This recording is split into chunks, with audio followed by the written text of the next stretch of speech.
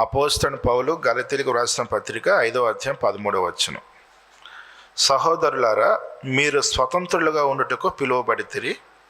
అయితే ఒక మాట, ఆ స్వాతంత్ర్యమును శారీరక క్రియలకు హేతువు చేసుకొనక ప్రేమ కలిగిన వారే ఒకరినొకడు దాసులై ఉండుటే. దేవుడు మనలను స్వతంత్రులుగా ఉండటానికి పిలిచాడు. అంటే ఒకప్పుడు మనం ఎక్కడున్నామండి? దాసరికంలో ఉన్నాం. ఐగుప్తు దేశంలో ఇశ్రాయేలీయులు దాసరికంలో ఉండేవారు.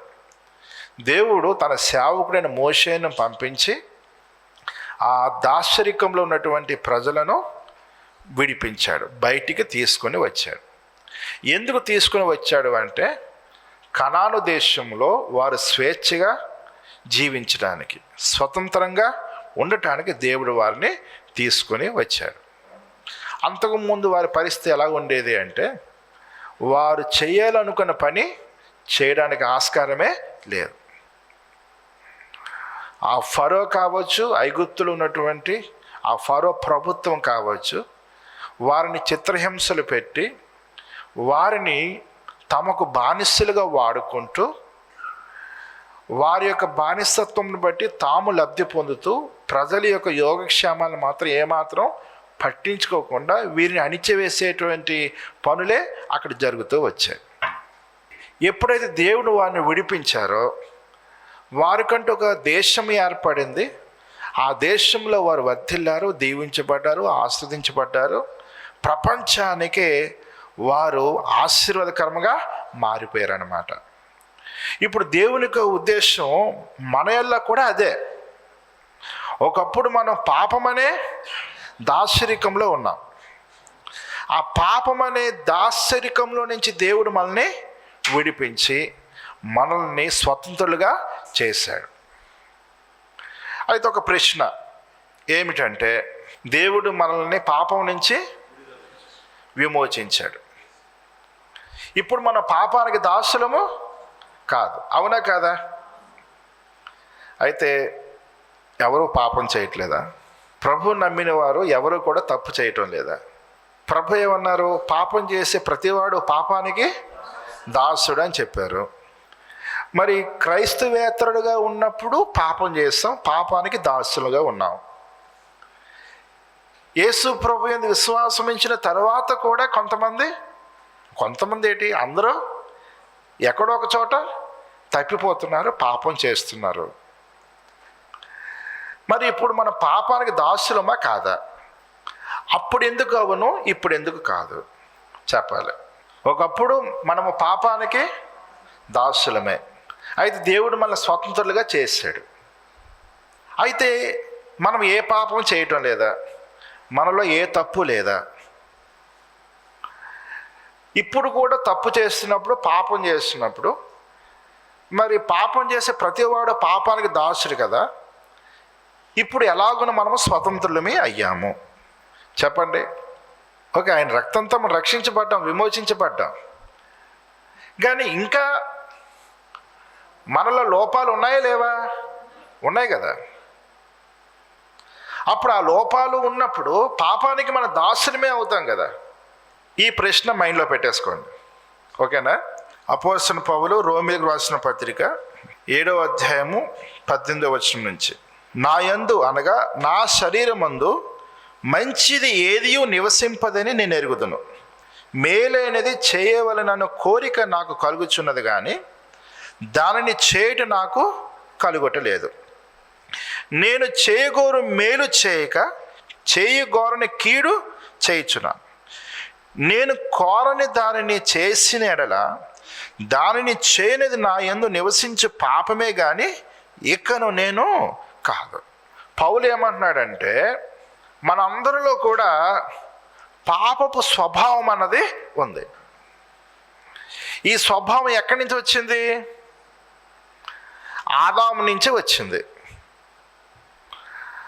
మనుషులందరూ కూడా ఆదాము యొక్క సంతానమే కాబట్టి, పాపము చేసిన తర్వాత ఆదాముకు సంతానము కలిగింది కాబట్టి, ఇప్పుడు ఆ సంతానములో పాపపు స్వభావం అన్నది ఉంది.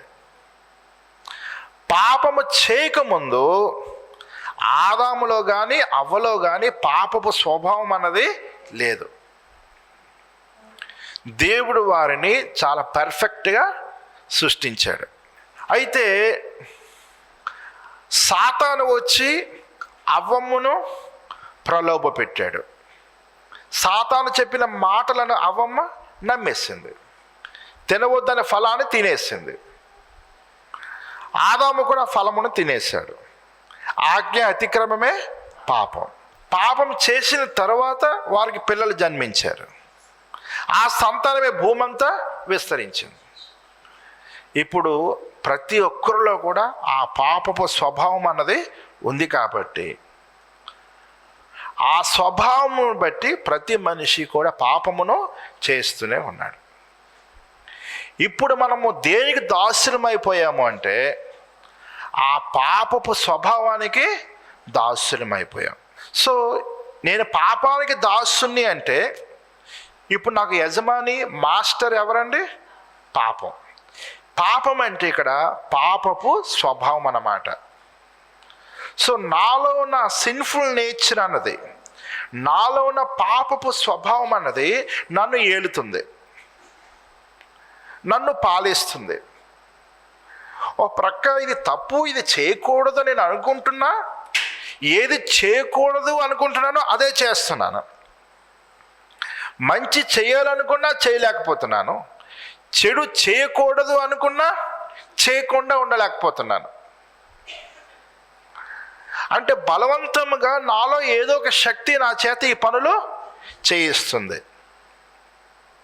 అదే పాపపు స్వభావం. యేసు ప్రభు యందు విశ్వాసం ఉంచడం ద్వారా మనం ఏ విధంగా స్వతంత్రులం అయ్యాము అంటే పాపము వలన దాని యొక్క పర్యవసానం ఏమిటి అంటే దేవునితో మన సంబంధం తెగిపోవడం, దేవుని ఉగ్రత ఆ వ్యక్తి మీదకి రావటం, ఆ వ్యక్తి నరకానికి పాత్రుడు కావటం. యేసు ప్రభువుని విశ్వాసం ఉంచడం వలన దేవునితో మన సంబంధం అన్నది ఏర్పడింది. దేవుని యొక్క ఉగ్రత మన మీద నుంచి తొలగిపోయింది. పరలోక రాజ్యానికి మనము వారసులము అయ్యాం. ఆ పాపపు నైజం ఇంకా మనలో ఉంది, కానీ పాపము యొక్క పర్యవసానం మాత్రం మన మీద లేదు. కనుక మన అందరము కూడా స్వతంత్రులం అయిపోయాం. యేసు ప్రభు యందు విశ్వాసం ఉంచేవాడు తన జీవితంలో కొన్ని తప్పిదములు చేసే అవకాశము ఉంటుంది, కానీ పాపముకున్నటువంటి శక్తి మాత్రము అతని మీద ఏలుబడి చేయలేదు. ప్రభువా నన్ను క్షమించు, నేను పాపం చేశానని ఎప్పుడైతే తన పాపాన్ని ఒప్పేసుకున్నాడో ఆ పాపము ఆ వ్యక్తిని దేవుని వద్ద నుంచి ఇక దూరము చేయలేదు. మరలా దేవునితో కనెక్ట్ అయిపోతున్నాడు.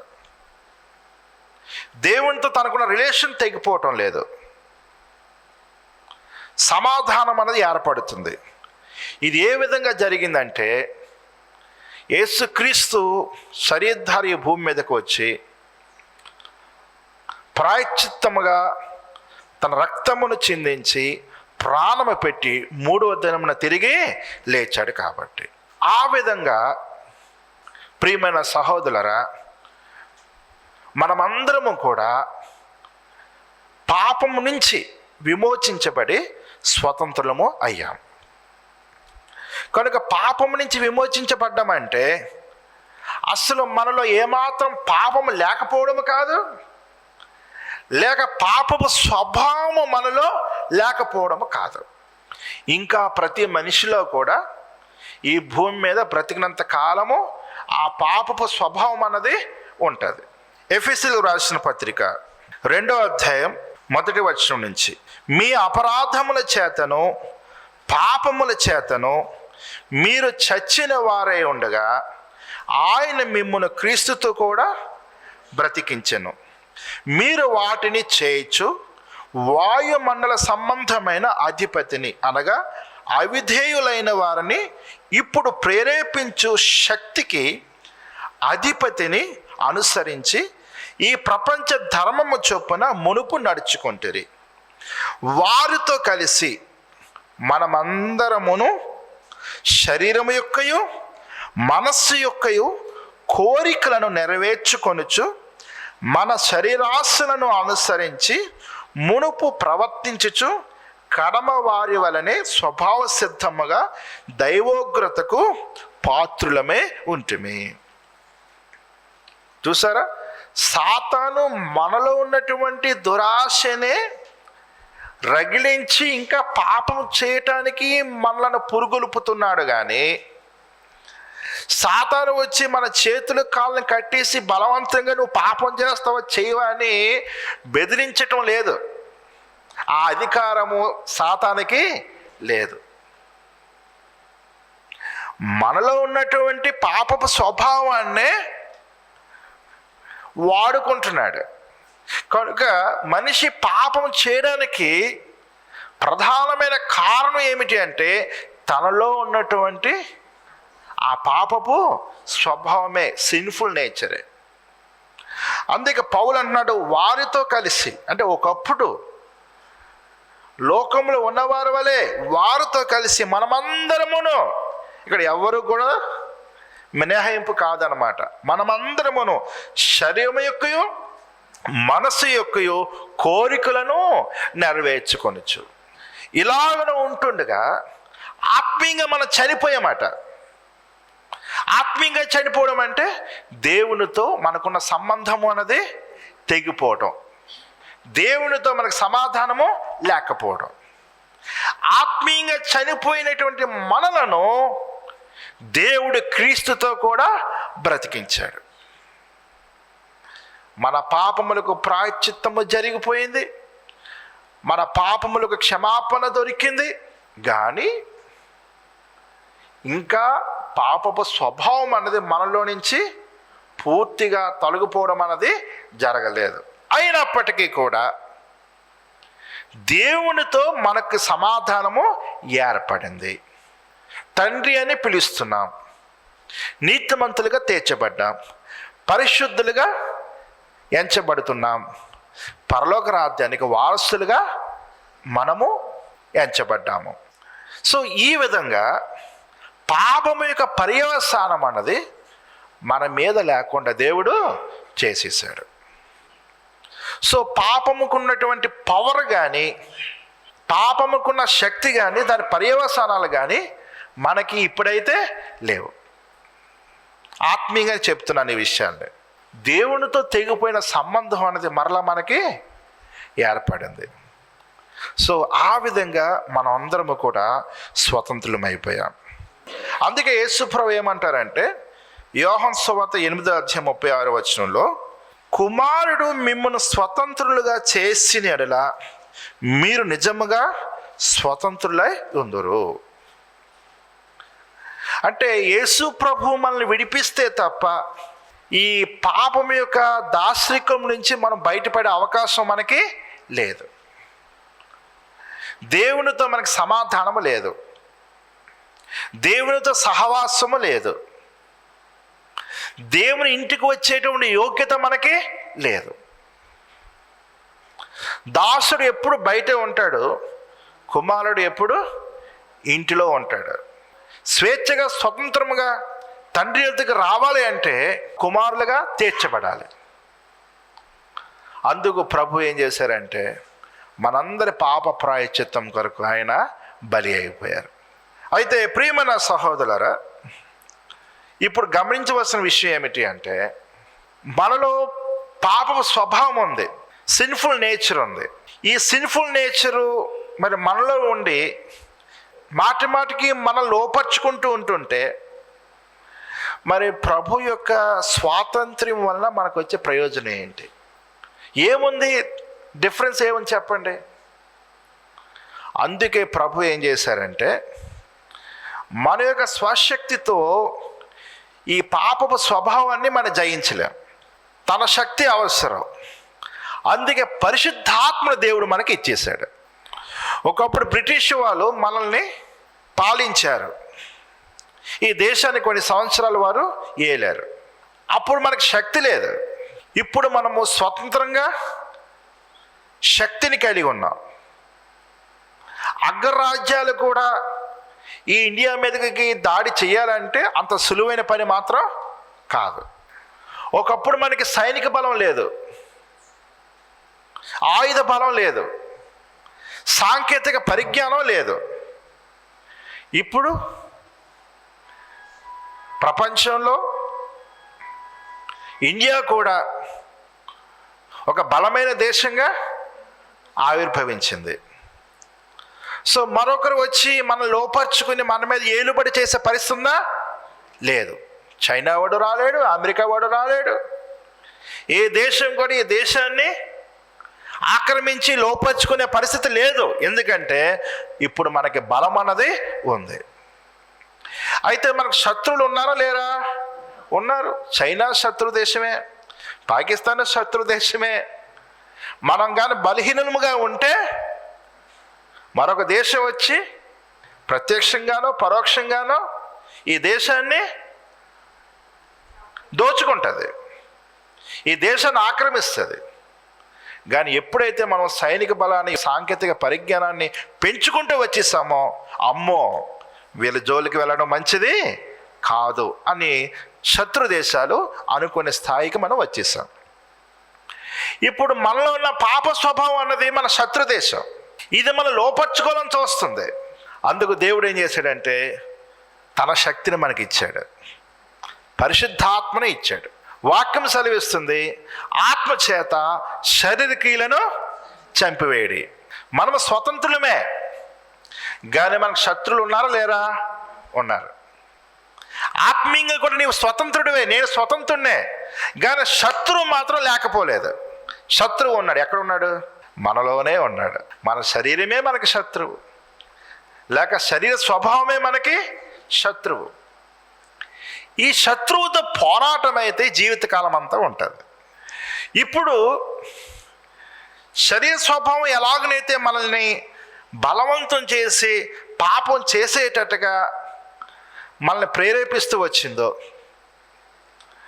పరిశుద్ధాత్మ దేవుడైతే అలా నేను బలవంతం చేయడు. ఆయన నీకు సహాయం చేస్తాడు. బలవంతంగా నీ చేత నీతి కార్యాలని పరిశుద్ధాత్మ దేవుడు చేయించడు. అలాగైతే మన స్వతంత్రం ఎలాగవుతాం? స్వతంత్రుని అంటే అర్థం ఏంటంటే నాకు ఏది నచ్చిందో అది చేయగలిగే స్వేచ్ఛ నాకు ఉండటం. కనుక పరిశుద్ధాత్ముడు ఏం చేస్తాడంటే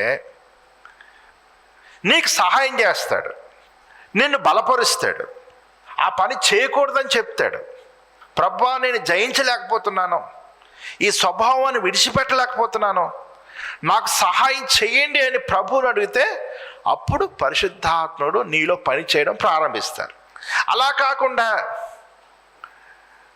ఇప్పుడు దేవుని ఆత్మ మనలోకి వచ్చేసి మన ప్రమేయం లేకుండా, మన ఇష్టం లేకుండా, పాపపు క్రియలు చేయనివ్వకుండా మంచి క్రియలు చేసేటట్టుగానే నిన్ను బలవంతం చేసి ఆ విధంగా నిన్ను నడిపిస్తే దాని అర్థం ఏంటో తెలుసా? మనకి స్వేచ్ఛ స్వాతంత్ర్యం అన్నది లేదు. అందుకు పాప స్వభావము మనల్ని బలవంతం చేసినట్టుగా పరిశుద్ధాత్మనైతే బలవంతం చేయడు. ఎప్పుడైతే పరిశుద్ధాత్మకు పరిపూర్ణంగా అప్పగించేసుకొని నీవే నా యజమానుడివి, నాకు సహాయం చేయని మనం ప్రభువుకి అప్పగించేసుకుంటామో అప్పుడే పరిశుద్ధాత్మకి ఇన్ఫ్లుయెన్స్ మన మీద బలంగా పనిచేస్తుంది. ఒకవేళ బలవంతంగా మన చేత నీతి క్రియలు జరిగిస్తూ పాపం జోలికి వెళ్లకుండా మనల్ని బలవంతంగా కట్టడి చేసేస్తే వీఆర్ నాట్ హోలీ పర్సన్స్. అందుకు మనం పరిశుద్ధులు ఎలాగవుతామండి చెప్పండి? పరిశుద్ధుడు అంటే ఎవరవుతారు? పాపం చేసే అవకాశం ఉంది కానీ చేయలేదు, నీతి కార్యాలే చేశాడు, అప్పుడు ఆ వ్యక్తి పవిత్రుడవుతాడు, నీతిమంతుడవుతాడు. అలా కాకుండా బలవంతంగా నా చేత పాపం చేయనివ్వకుండా బలవంతంగా నీతి కార్యాలు జరిగిస్తే నేను పరిశుద్ధునైపోతానా? ఎందుకంటే నా మట్టుకు నేను చేయలేదు కదా, నా చేత బలవంతంగా చేయించారు. ఆదాము హవ్వలకు ప్రభు అందుకే పరీక్ష పెట్టారు. కొంతమంది అంటారు దేవుడు ఎందుకంటే ఆ చెట్టు అక్కడ మొలిపించాడు? ఆ చెట్టే లేకపోతే ఈ బాధలేమీ వచ్చిండేవి కాదు కదా. పాపం చేసే అవకాశం ఉండాలి, అయినా కూడా పాపం చేయకూడదు.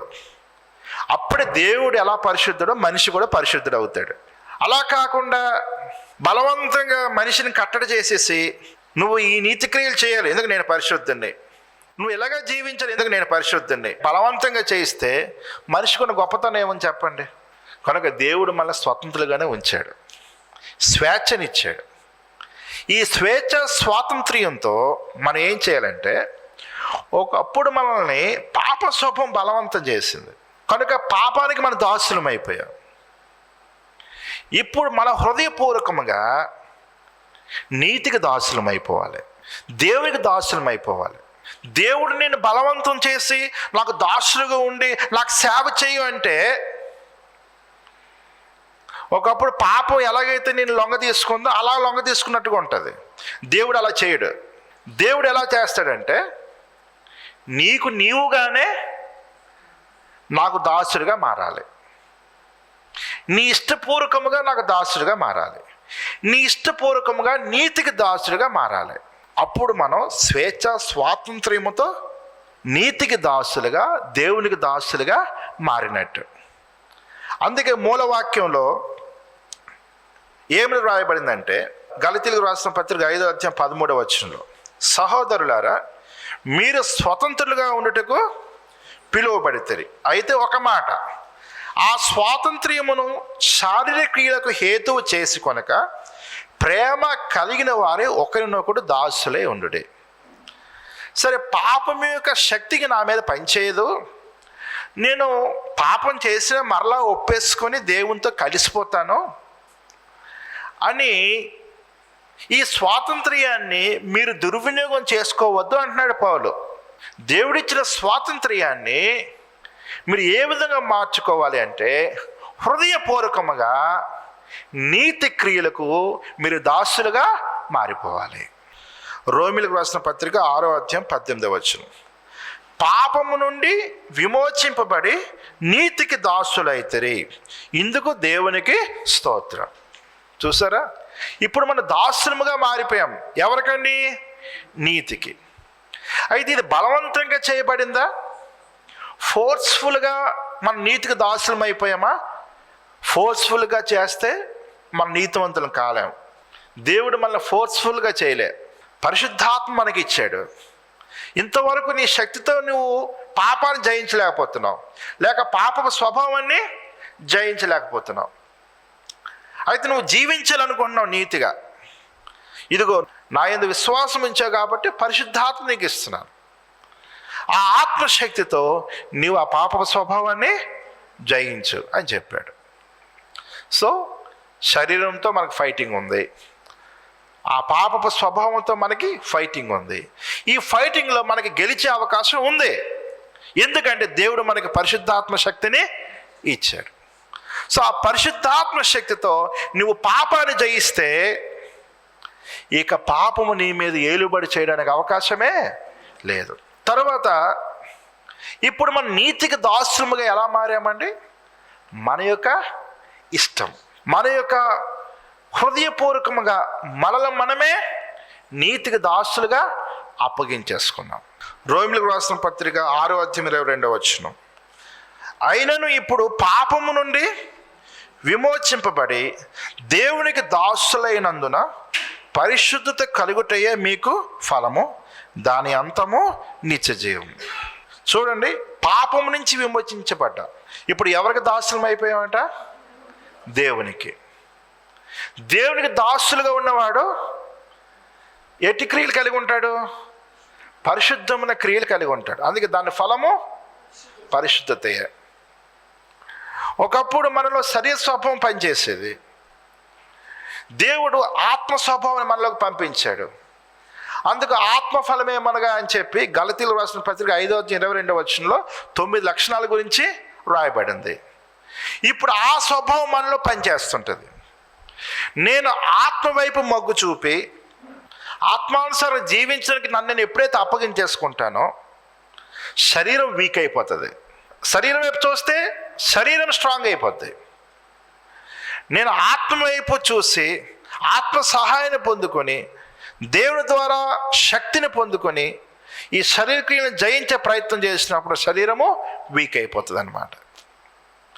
సో ఈ విధంగా నేను శరీర క్రియలను జయిస్తూ నీతి క్రియలను జరిగిస్తూ దేవునికి దాసులుగా మారిపోయానన్నమాట.